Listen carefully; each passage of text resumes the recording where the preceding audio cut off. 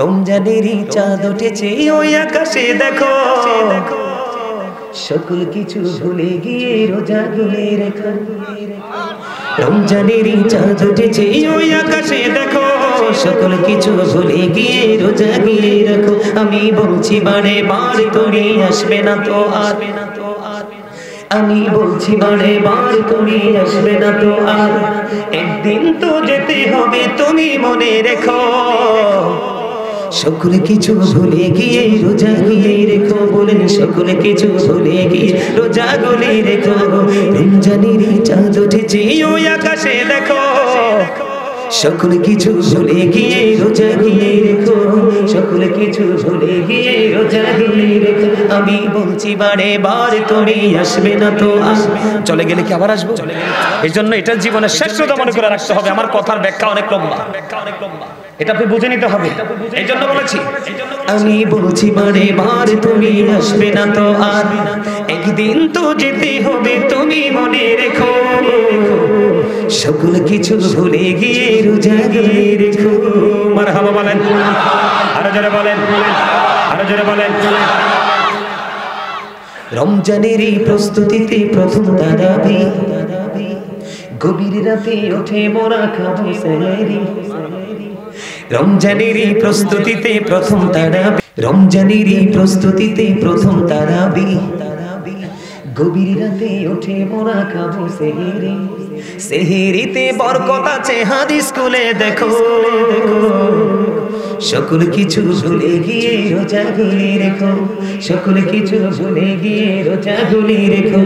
রমজানেরই চাঁদ উঠেছে ওই আকাশে দেখো, সকল কিছু ভুলে গিয়ে রোজা গুলে রেখো। আমি বলছি বারে বার তুমি আসবে না তো আসবে না, আমি বলছি বারে বার তুমি আসবে না তো আসবে না, একদিন তো যেতে হবে তুমি মনে রেখো।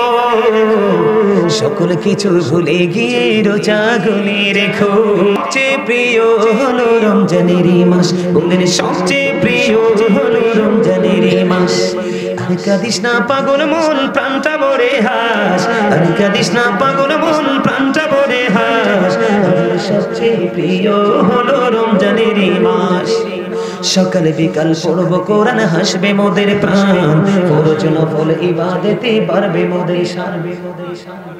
সকালে বিকাল পড়ব কোরআন, হাসবে মোদের প্রাণ, ফরজ নফল ইবাদতে বাড়বে মোদের শান। আল্লাহ বলেছেন ইয়া আইয়ুহাল্লাযীনা আমানু কুতিবা আলাইকুমুস সিয়ামু কামা কুতিবা আলাল্লাযীনা মিন ক্বাবলিকুম লাআল্লাকুম তাত্তাকুন।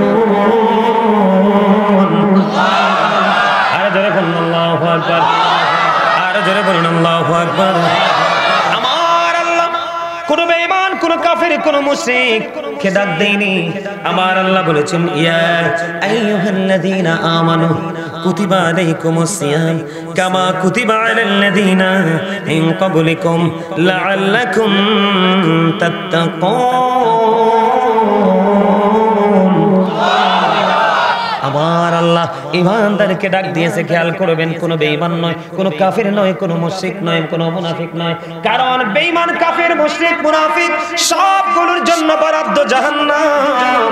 আর আমার আল্লাহর জান্নাত বরাদ্দ শুধু ঈমানদারদের জন্য, মুত্তাকিদের জন্য। এই জন্য দেখবেন যারা কোরআন শরীফ পড়তে পারেন, দেখবেন ম্যাক্সিমাম জায়গায় ইয়া আইয়ুহাল্লাযীনা আমানু মাঝে মাঝে পাওয়া যায় ইয়া আইয়ুহান নাস। কথা কয় না? হ্যাঁ, আল্লাহ রাব্বুল আলামিন ঈমানদারদেরকে ডেকে বলেছেন, ঈমানদারেরা তোমাদের প্রতি রোজা ফরজ করা হয়েছে, তোমাদের পূর্ববর্তীদের প্রতিও ফরজ করা হয়েছিল। কেন গো আল্লাহ আমাদের উপর তুমি রোজাটা ফরজ করেছো? আমাদের পূর্বপুরুষ যারা ছিল তাদের জন্য তুমি রোজা ফরজ করেছিলে। কেন গো, কেন গো? আমার আল্লাহ জানিয়ে দিলেন যাতে তোমরা আল্লাহওয়ালা হতে পারো। সুবহানাল্লাহ কয় না? আপনি কি রাগ আমার প্রতি? এই দুইটা কিন্তু হাসে, এটা তো হাসে না। হ্যাঁ, আরে সমস্যা নাই না, আমার সমস্যা নিয়ে, আমার ডাইনি বামে যারা থাকবো সবাই হাসতে হইব। এটা আমার নবীজির শিক্ষা। কি করতে হবে? আরে ভাই এনে কি আপনি গোমরা মুখে থাকার জন্য আসছে? মিলন মেলানে হাসবেন না তো কি কাঁদবেন আপনি? কথা কয় না কেন?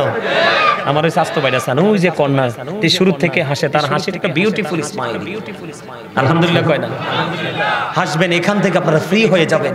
আপনারা বিশ্বাস রাখবেন, আমি যে হাদিসের একটা অংশ বলছি আপনারা বোঝেন নাই শুরুতে, যে আপনি আল্লাহকে যেমন মনে করবেন, নবীজি বলেছে আল্লাহ আপনার কাছে ঠিক তেমন।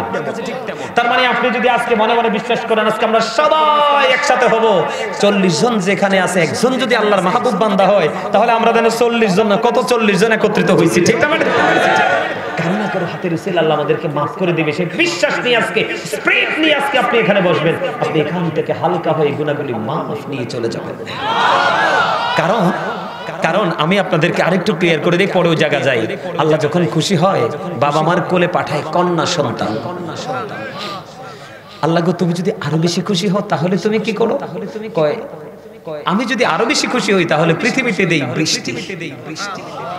আল্লাহ গো, তুমি যদি আরো বেশি খুশি হও তাহলে কি করো?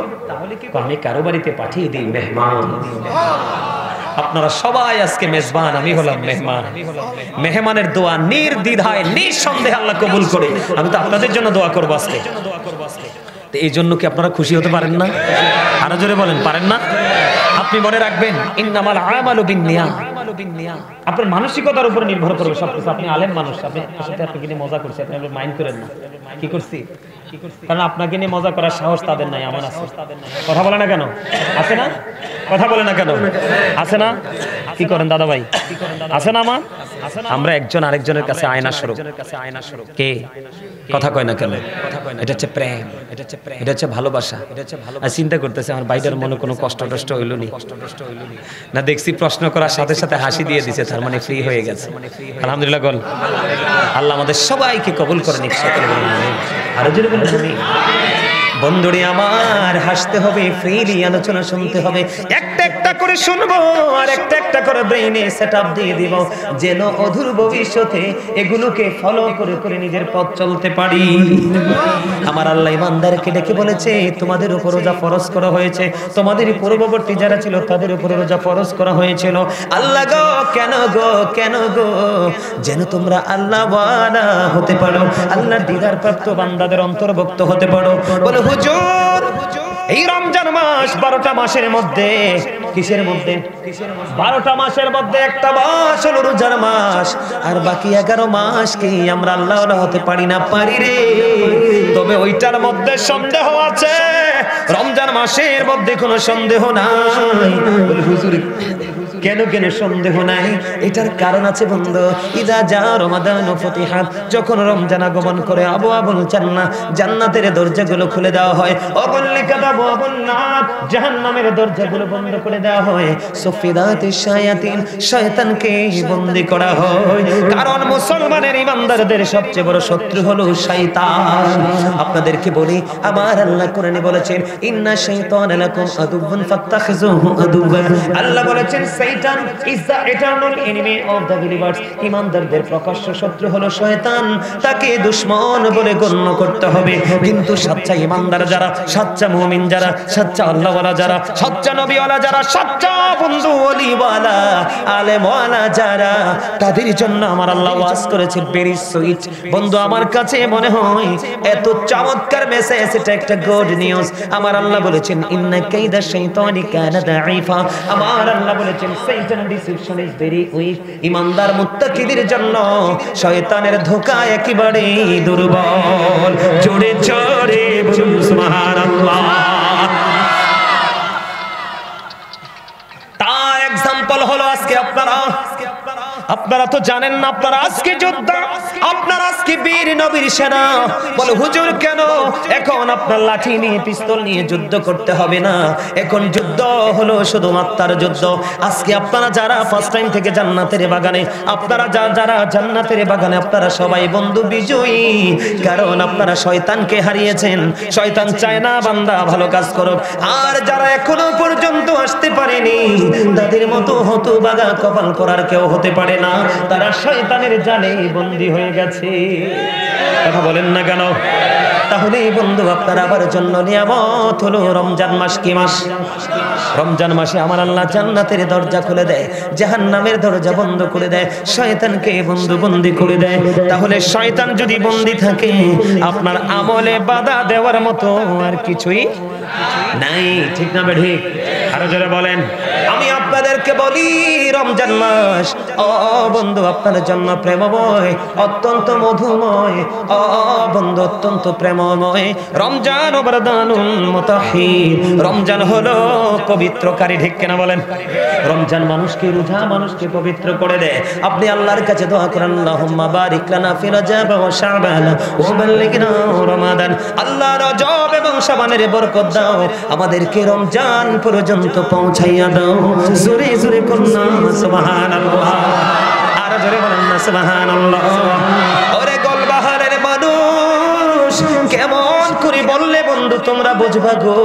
ও গোলবাহারের আমার ভাই, আমার বাবা গো, আজকে কেউ তোমরা ঘরে বসে দেখো না, হৃদয় উজাড় করে শোনো গো।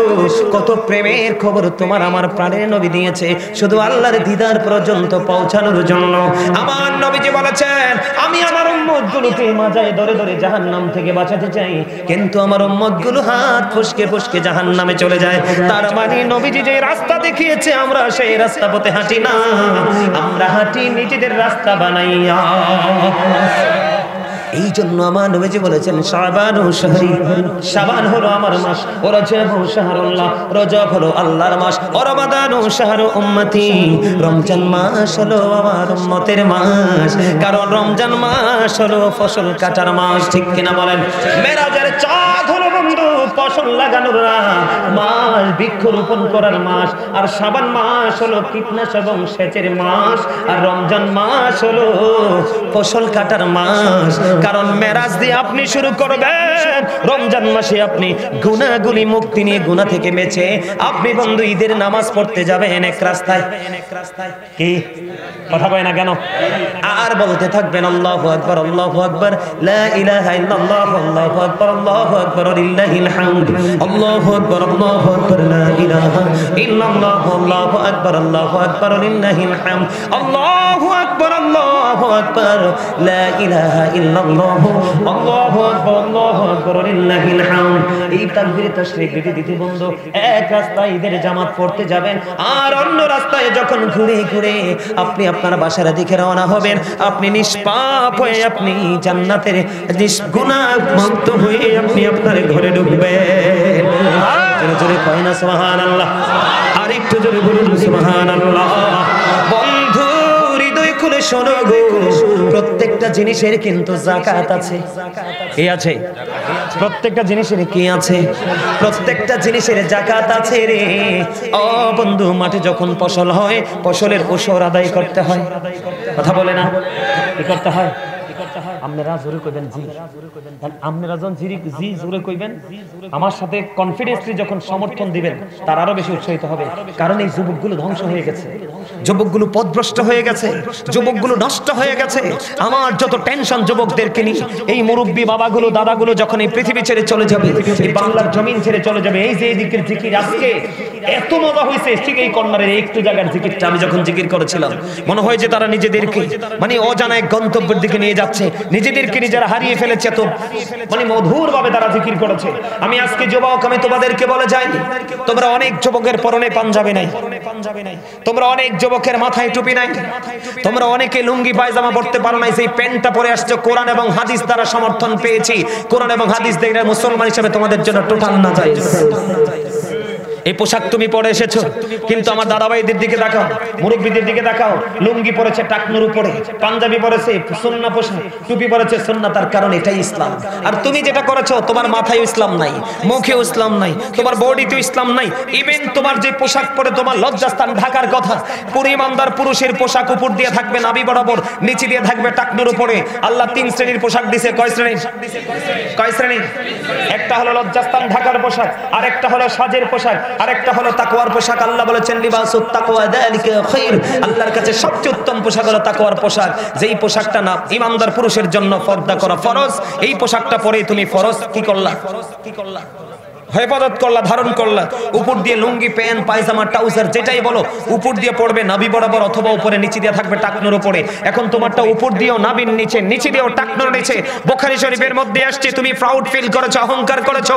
আল্লাহ ডাজন্ট লাইক দ্য প্রাউড। আল্লাহ রাব্বুল আলামিন হাদিস শরীফের মধ্যে আসছে এবং কোরআনে এসেছে তুমি অহংকার করেছো, তোমার ঠিকানা হবে জাহান্নাম। নাউজুবিল্লাহ বলে না কেন? আরো জোরে। এই জন্য বলেছি যুবক, তোমরা হৃদয় খুলে শোনো। তারি পাকা প্রত্যেকটা মুরব্বী বাবা, আবার প্রত্যেকটা দাদা ভাই রঙে জড়ানো নবীর সুন্নাহ মোতাবেক পোশাক, টুপি মাথায় রে, লুঙ্গি পরানো, কিন্তু তোমার একটা কিছু নবীর সুন্নাহ মোতাবেক নাই। মনে রাখবে, যখন পৃথিবীতে ইসলাম এসেছিল ইসলামটা গরিব ছিল, পৃথিবীর অবস্থা ভালো ছিল না। যখন ইসলাম পরিপূর্ণ পেল পৃথিবীর অবস্থা ভালো হয়ে গেল, প্রেমময় হয়ে গেল। আবার যখন ইসলাম গরিব হতে লাগলো পৃথিবীর অবস্থা আবার ধ্বংসের দিকে। এখন তুমি আমি যদিও মনে করি আমার ছেলে দুইটা বিদেশ আছে, টাকা আছে, আমি সুখী, আসলে তুমি অন্তরের চক্ষু মেলে দেখো রে, পৃথিবীর চারপাশ অন্ধকারে ভরে গেছে। তোমরা যুবক যারা, তোমাদের ধ্বংস খুব নিকটে। আমি মনে রাখো তোমাদের ধ্বংসটা এই কারণে খুব কাছে। এই মোবাইলের মাধ্যমে তোমরা কন্টিনিউ সকাল থেকে বিকাল মাথা থেকে পা পর্যন্ত ইহুদিদেরকে লালন করছো, ইহুদিদেরকে ধারণ করেছো। ইহুদি সম্পর্কে আমার আল্লাহ বলেছেন ইন্নাল কাফিরিনা কানু লাকুম আদুওয়াম মুবিনা। আবার আল্লাহ বলেছেন the heretics are the eternal enemy of the believers. ঈমানদারদের প্রকাশ্য শত্রু হলো বেঈমান কাফেরেরা। ও বন্ধু, এই জন্য তোমাদেরকে আমি বলে দিতে চাই যুবক, আজকের আলোচনা শুনে নিজের লাইফ স্টাইলকে চেঞ্জ করো। তুমি যদি উলঙ্গ হাঁটো কেউ তোমাকে টাকা দিবে না, বরং ধিক্কার দিবে। আর তুমি একটু ভদ্র হয়ে, জেন্টেল হয়ে, নমনীয় হয়ে আগামীকাল থেকে তুমি পথ চলো। এই গোলবাহারের জমিনে যদি 1 লক্ষ যুবক থাকে, সকল যুবকের মধ্যে তোমার মর্যাদা থাকবে সর্বোচ্চ। দোকানে গেলে তোমাকে নিয়ে আলোচনা, রাস্তায় গেলে তোমাকে নিয়ে আলোচনা, বিয়ে বাড়িতে গেলে তোমাকে নিয়ে আলোচনা। বিশেষ করে তোমার জন্য যখন কোনো বিয়ের প্রস্তাব আসবে এক বাক্যে বলবে ওই ছেলের হাতে মেয়েটা দিয়ে দেন, চিরসুখী হবে, কারণ অত্যন্ত চরিত্রবান ছেলে। কথা বলে না কেন? এই জন্য বলছি রে যুবক, ও যুবক, মাঠে যখন ফসল হয় এটা রসর আদায় করতে হয়। তোমার ঘরে নগদ অর্থ আছে, সোনা গয়না আছে, ব্যবসার মধ্যে ইনভেস্ট করেছো, ও বন্ধু নিসাব পরিমাণ হলে তোমাকে যাকাত দিতে হবে। ঠিক তেমনি ভাবে প্রত্যেকটা সম্পদের যেমনি যাকাত আছে, ঠিক তেমনি ভাবে তোমার আমার দেহেরও যাকাত আছে। তোমার আমার দেহের যাকাত হলো রোজা। সুবহানাল্লাহ কয় না? মজা হইছে না কথাটা? মজা হইছে না? আলহামদুলিল্লাহ বলে আরে জোরে। বাড়ি চলে যাবে? আর একটু ওয়াজ করবো। আমি কিন্তু একজন লেখক। আমি প্রতি বছর রোজা আসলে একটা গজল রেখি, রোজা নিয়ে প্রতি বছর রোজা আসলে একটা গজল রেখি। আমি এবার লিখতে পারি নাই, অনেক ব্যস্ত। বাড়িতে একটা মসজিদ করছি, 5 মাসে কমপ্লিট। মাত্র 5 মাসে মসজিদ। যদি সুযোগ হয় আমার গ্রামের বাড়িতে একবার দেখতে আসবেন, আপনাদের সবার দাওয়াত। আর যদি এভাবে দেখতে না পারেন অনলাইনে খুঁজে দেখবেন, দৃষ্টিনন্দন মসজিদ। একবার দেখলে মানুষ আবার দেখতে আসে। মহিলা পর্যন্ত আমার মসজিদ সেলফি তুলতে আসে। এত অত্যাধুনিক, এত ডিজাইনেবল ভাবে করেছে। আমার ছোট্ট একটা ভাই শুধু মসজিদটাকে সাজানোর জন্য, সে বাহির থেকে শুধু মসজিদের কাজ করার জন্য সে বাহির থেকে টিকিট নিয়ে চলে আসছে। মসজিদের কাজ কমপ্লিট, আবার বাড়ি চলে গেছে। আমার এই ভাইটার মতো নূর মোহাম্মদ তার নাম। আমার এই ভাইটারে যদি এক পাল্লায় তুলি, 5 গ্রামের একটা ছেলে সবগুলো এক পাল্লায় তুলি, ওটা সমান হবে না। কারণ আমার গ্রামের ছেলে থেকে মসজিদে কাজ করে নাই। আর আমার ভাই প্রবাস থেকে চলে আসছে, আমাকে বলে ভাই আল্লাহর কাছে একটা দরখাস্ত দেন না। আমাকে কি জন্য? আমার মন চাই মসজিদে কাজ করতে, আমি যেন শুধু কাজটা করে চলে যেতে পারি। হঠাৎ করে তার ভিসা দিয়ে দিল কোম্পানি, চলে আসলো, কাজ শেষ করে আবার চলে গেল। মারহাবা বলেন। আর জোরে। এই বছর লিখতে পারি নাই, 5 মাসে মসজিদটা কমপ্লিট হলো, ভিতর বাইরে টাইলস করে একদম চমৎকার। যে যাই সে আরেকবার দেখার ইচ্ছা পোষণ করে। এই ব্যস্ততা, আমি কিন্তু অসুস্থ হয়ে গেছিলাম। আমার এই চুলটি দাড়িটি কিন্তু গত বছর এত পাকনা ছিল না। মসজিদের কাজ ধরে টেনশনে যত মাল আমার কিনা, যত কাজ আমার করা, সব করতে করতে মসজিদের কাছে আমি আবার কারো বাড়িতে কিছু খাইটাই না। হজে গেছি, খাবার নিয়ে গেছি, কোথাও কোনো রেস্টুরেন্ট কারো বাড়িতে আমি মাছ গোস্ত আমার জীবন আমি খাই নাই। মাছ কেমন মজা, গোস্ত কেমন মজা আপনি আমাকে প্রশ্ন করলেন, বলতে পারবো না, আমি খাই নাই। 12 মাস শাকসবজি খাই, সেটা একমাত্র নিজের ঘরে, তাও সরিষা যেটা চিবায় মেল থেকে বাবা চিবিয়ে আনে ওইটা দিয়ে রান্না, সয়াবিন তেল, বাজারজাত করা কোনো কিছু আমি খাই না, টোটালি মুখে তালা আমার। আমি একটা ব্যতিক্রম মানুষ। এবছর লিখতে পারি নাই, অনেক পরিশ্রমী ছিলাম। এখন আগামী 25 তারিখে আমার পাশের গ্রাম, মানুষ আমাকে এত প্রেসার দিয়ে ধরছে, ওই গ্রামের মান্যগণ্য ব্যক্তিরা সবাই আসছে। আমি আগামী 25 তারিখে আমার পাশের গ্রাম বেলবাড়ি, ওখানে যাব, ওখানেও তারা বড় ধরনের আশা করতেছে, ওখানেও তাদেরকে একটা বড় ধরনের ডোনেশন করব মসজিদটা করার জন্য। সকলে কোন আমি বিভিন্ন পেরেশানিতে করতে পারি নাই, তবে আমার যে লেখা গজলগুলো, যেহেতু রমজান নিয়ে বলছি, আপনারা সবাই সম্মতি দিলে গাইব। গজল গাইলে তো হাদিয়া লাগবে। কে কে হাদিয়া আছে সবার কাছে? হাদিয়া লাগবে, কিন্তু হাদিয়ার কথা কোন আওয়াজটা একটু ছোট হয়ে গেছে। এটা তো ইন্টারভিউ, পরীক্ষা। প্রেম প্রেম ট্রাই করি, প্রেম প্রেম গাইব, হ্যাঁ গাইব, আরো জোরে বলেন, গাইব। রমজানেরই চাঁদ উঠেছে ওই আকাশে দেখো, সকল কিছু ভুলে গিয়ে রোজা গুলে রেখো। রমজানেরই চাঁদ উঠেছে ওই আকাশে দেখো, সকল কিছু ভুলে গিয়ে রোজা গুলে রাখো। আমি বলছি বারে বার তুমি আসবে না তো আর, আমি বলছি বারে বার তুমি আসবে না তো আর, একদিন তো যেতে হবে তুমি মনে রেখো। সকল কিছু ভুলে গিয়ে রোজা গুলে রেখো, বলেন সকল কিছু ভুলে গিয়ে রোজা গুলে রেখো।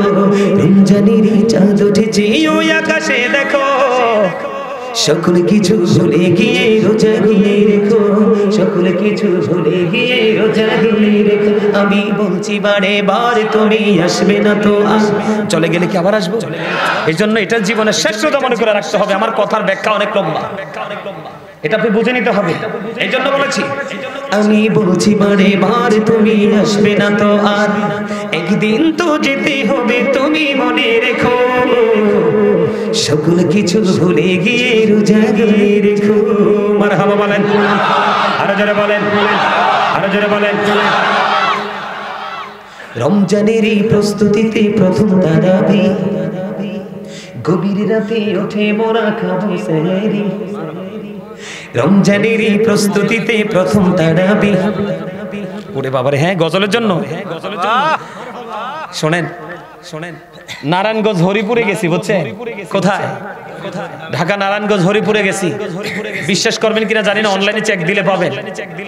আলোচনা যখন দৌড়ছি রে ভাই, মানুষ আসতে আসতে আসতে আসতে এত দূর পর্যন্ত গেছে, ওই যে রাস্তাটা যেমন ছায়া দেখা যায় না, এরকম ছায়া ছায়া দেখছি আমি। শেষ পর্যন্ত মাহফিলের মানুষের চেহারাগুলো পর্যন্ত দেখি না। আলহামদুলিল্লাহ বলেন না? মানে যতই গভীর হচ্ছে মানুষ তত আসছে, যতই গভীর হচ্ছে মানুষ তত আসছে। আস্তে আস্তে আস্তে আস্তে আবার দুই একটা আছে নবীর আশেক, হুজুর আমি জানি আপনি অনেক গজল গাইতে পারেন সুন্দর করে, আপনি একটু গজল গাইবেন, কি করবেন? এবার যখন গজল গাওয়া শুরু করলাম রে ভাই, 1000, 2000, 5000, 3000 আইতে আইতে আইতে আইতে এই পকেট এটা পুড়ে গেছে। পরে হাদিয়ার গণি নাই, না গনে আমার একটা ধর্ম আছে কি জানেন? আমি সব দিকে ব্যতিক্রম। আমার একটা ধর্ম আছে, আমি যে এত বড় একটা জায়গায় আসছি কিন্তু নিজেকে আমি কখনোই বড় মনে করি না। আমি মনে করি আমার বাবা মার কাছে আমি সেই ছোট্ট ছোলাইমান। আমি এখনো মাহফিলের হাদিয়াটা নিয়ে মার কাছে দেই। যখন আমার প্রয়োজন হয় 10 টাকা 5 টাকা মার কাছ থেকে খুঁজে আমি আনি, এটার মধ্যে আমি স্বাদ পাই, মজা পাই, বরকত পাই। আমার স্পষ্ট মনে আছে, আজ থেকে 6 বছর আগে সেই মাহফিলটা, আজ থেকে 6 বছর আগে উদ্বোধনী করেছিলাম আমি। তো ওই দিন অনেক হাদিয়া দিছে, তো হাদিয়া এক পকেটে, মাহফিল কমিটির হাদিয়া আরেক পকেটে নিয়ে মার কাছে দিলাম মাহফিলের হাদিয়া, বাবার কাছে দিলাম গজলের হাদিয়া। চাইয়া দেখি মাহফিল এবং গজল দুইটার হাদিয়া সেম টু সেম। মারহাবা। আজকে ওই ভাইটা 500 টাকা হাদিয়া দিয়েছে, মারহাবা।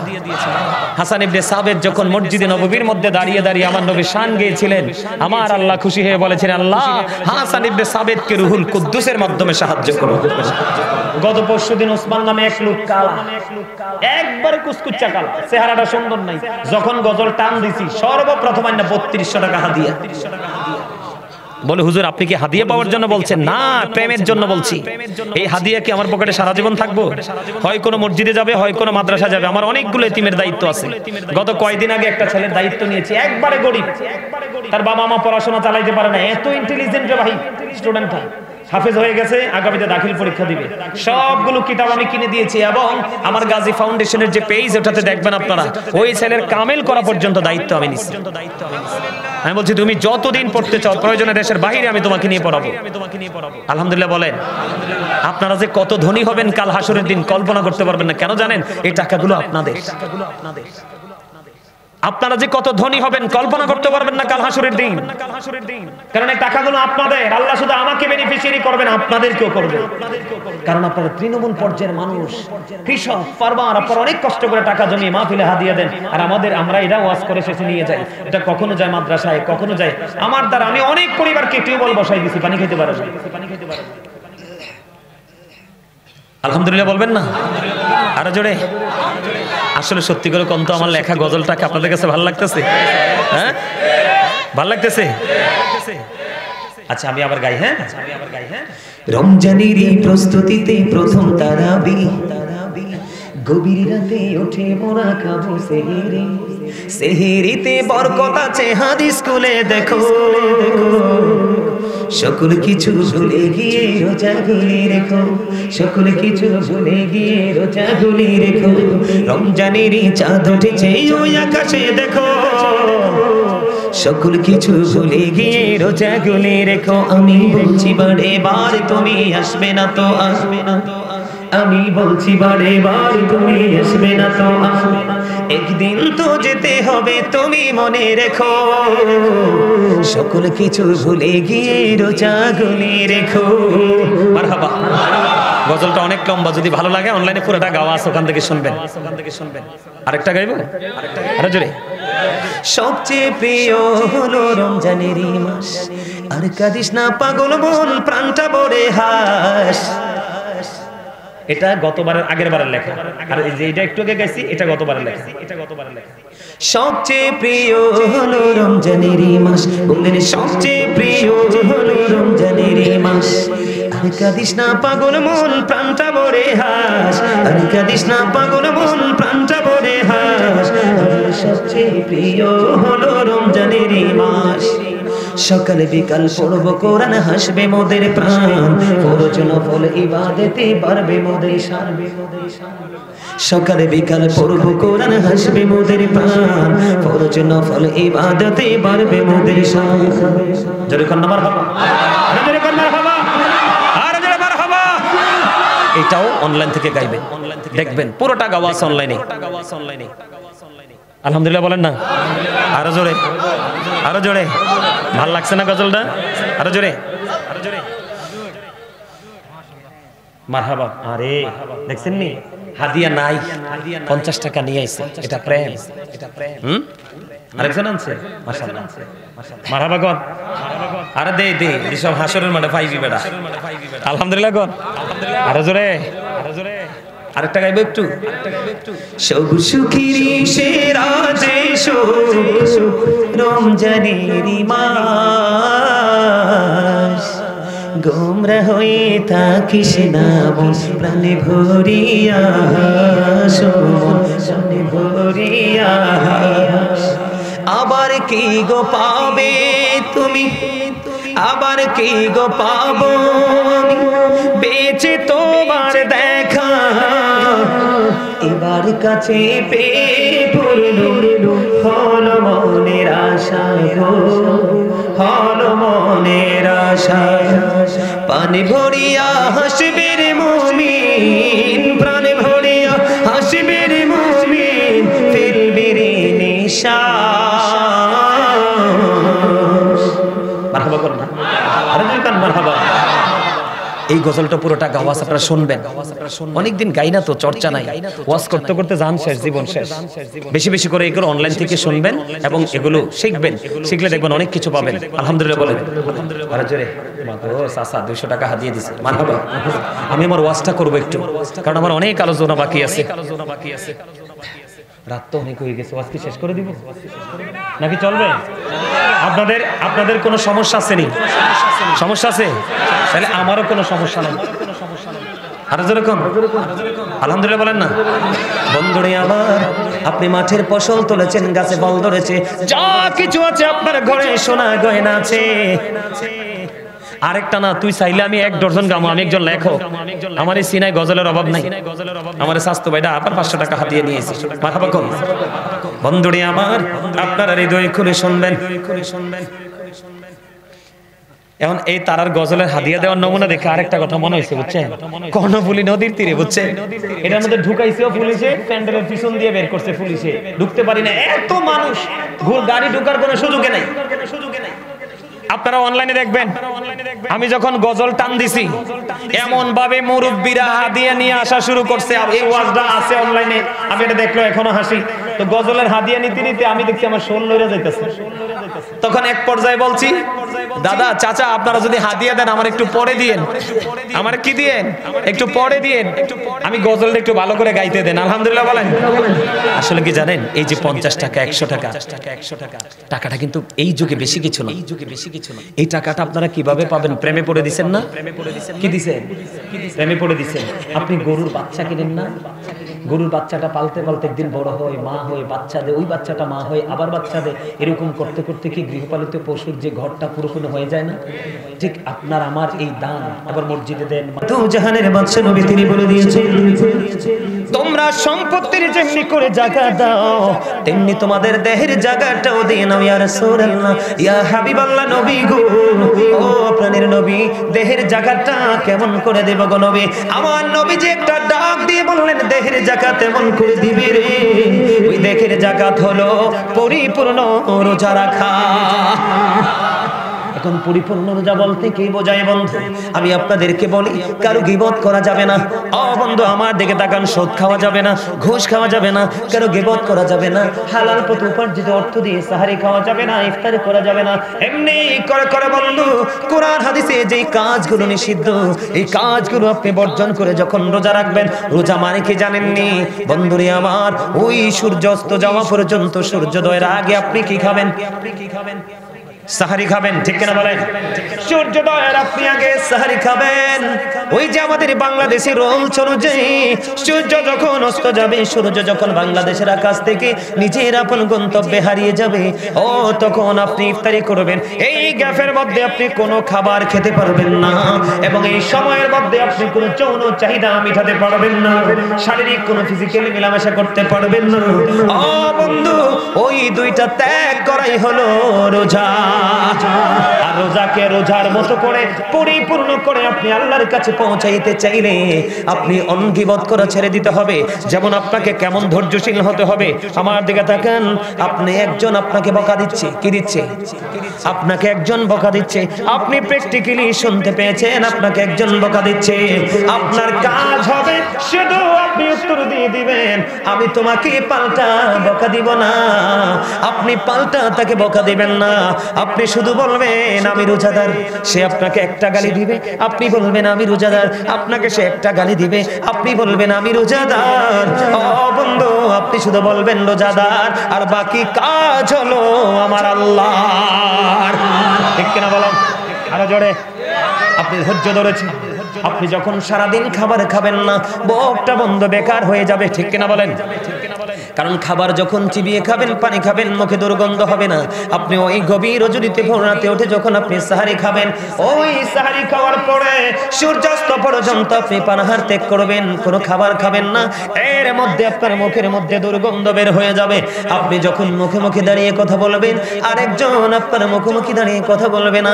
আমার আল্লাহ রোজাদারকে রোজা রাখার কারণে ডেকে ডেকে বলে, ও রোজাদার, একজন ভাই, একজন বন্ধু, তোমার প্রিয়জন তোমার মুখের দুর্গন্ধ নিতে পারলো না, এটা তার কাছে দুর্গন্ধ মনে হয়েছে রে। আর আমি আল্লাহর কাছে মনে হয়েছে এটা মিশক আম্বরের চাইতে আরো সুগন্ধময়। জোরে জোরে কন্যা সুবহানাল্লাহ। ও কোন বাহারের আমার ভাই, আমার বাবা, বাবা গো, আমি আমার মা বোনদেরকে ডেকে ডেকে বলবো গো, ধৈর্য করে শোনো। তোমরা কোনো অজুহাত ছাড়া তোমরা তোমরা মুসাফির হয়ে গেছো, তোমরা যদি না পারো রোজাটা ভাঙতে পারবা। তুমি অসুস্থ হয়ে গেছো, তুমি রোজাটা ভাঙতে পারবা, কিন্তু বিনা অজুহাতে বিনা জোরে যদি তুমি রোজা একটা রোজা ভাঙো, কারণ রমজানের রোজা রাখা তোমার জন্য ফরজ। কথা বলে না? রমজানের রোজা রাখা তোমার জন্য কি? রমজানের রোজা রাখা তোমার জন্য ফরজ। কোন অজুহাত চলবে না, একটা অজুহাত চলবে, আমি মুসাফির। তুমি যদি একান্তই না পারো, তুমি রোজাটা ভাঙতে পারবা। তুমি যদি বন্ধু অসুস্থ হয়ে যাও, শারীরিক অবস্থা তোমার অবনতির দিকে, পুরো অবস্থাটা তোমার প্রতিকূলে, তুমি রোজাটা ভাঙতে পারবা। কোন অজুহাত ছাড়া যদি তুমি রোজা ভেঙে ফেলো, আমার রাসূল বলে দিয়েছে, তুমি সারা জীবন যদি তুমি কি করো, চেষ্টা করো, ওই যে অজুহাত ছাড়া রোজা ভেঙেছো, ওই রোজার খেসারত তোমার এই জীবনে দিতে পারবা না। তাহলে রোজা বড় সেনসিটিভ জিনিস। কথা কয় না কেন? আর জোরে, আর একটু মনোযোগ দিন। আমার আল্লাহ বন্ধু, যারা আল্লাহর পথে পথিক, তাদেরকে ডেকে ডেকে বলে তোমরা অগ্রসর হও। যারা অপরাধী, আল্লাহ রাব্বুল আলামিন তাদেরকে বলছেন, রাসূল জানিয়ে দিয়েছেন, তোমরা থেমে যাও, তোমরা থেমে যাও। কি করো? অপরাধীকে কি করতে হবে? থেমে যেতে হবে। আল্লাহ ওয়ালাদেরকে আরো এক্সপেরিয়েন্স ম্যান হতে হবে, অ্যাক্টিভ হতে হবে। তার কারণ কি? ও বন্ধু, আপনারা আমার দিকে তাকান। আল্লাহ রাব্বুল আলামিন জান্নাতের 8টা দরজা খুলে দিবে, দরজা খুলে দিবে, জাহান্নামের দরজাগুলো বন্ধ করে দিবে। আপনাদেরকে কেমন করে বন্ধ বোঝাবো? ওরে বল গোলবাহারের ভাই, আমার বাবা গো, তোমরা বেশি বেশি করে রোজা রেখো, কারণ বছরের শুরু থেকে ওই আর এক বছরের শেষ পর্যন্ত এই জান্নাতকে সাজানো হয় শুধু রোজাদারদের জন্য। বছরে বছরে শুরু থেকে শেষ পর্যন্ত শুধু জান্নাতকে সাজানো হয়। কি করা হয়?